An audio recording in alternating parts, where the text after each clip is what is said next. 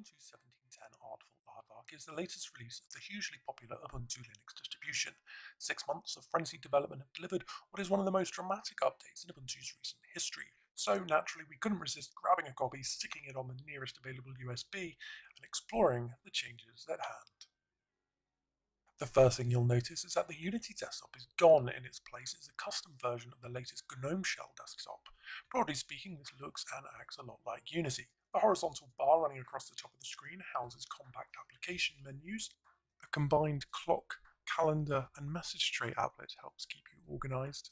And there's a unified status menu for managing your Wi-Fi, Bluetooth, and session.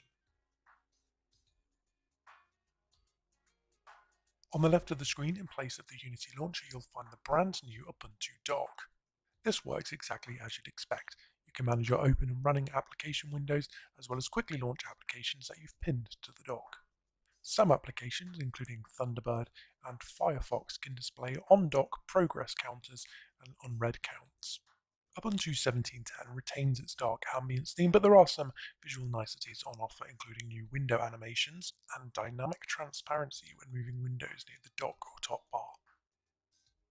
Ubuntu devs have moved window controls from the left to the right, and after years of carrying patches to disable them, I'm pleased to say that Ubuntu is finally adopting client-side decorations by default. One of my favourite features in the GNOME desktop is the full screen app launcher. This gives you an immersive way to browse through all the apps you have installed on your system alphabetically, while the Frequent tab gives you handy access to the apps you use the most often, and you can of course search for apps by name using the keyboard.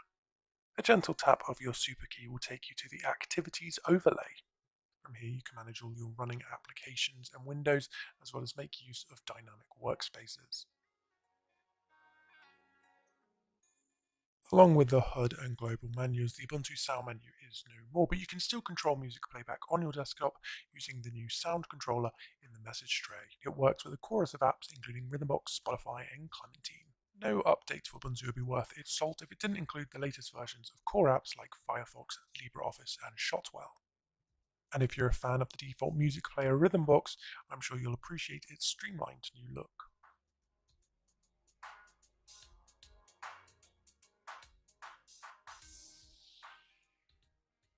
The next-gen Wayland display server is used by default in Ubuntu 17.10, and in general usage, I can't say I noticed that much of a difference between it and the older X server.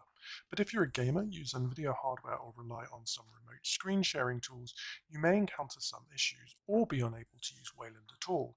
The good news is that Wayland is entirely optional and that the X server is still included as a fallback. A few other features worth a mention include the redesigned settings app, the new built-in blue light filter night light, and more baby steps towards improved HIDPI display support.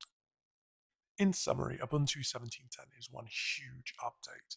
The transition from Unity to GNOME Shell feels frictionless, and some great new features have been added as a result.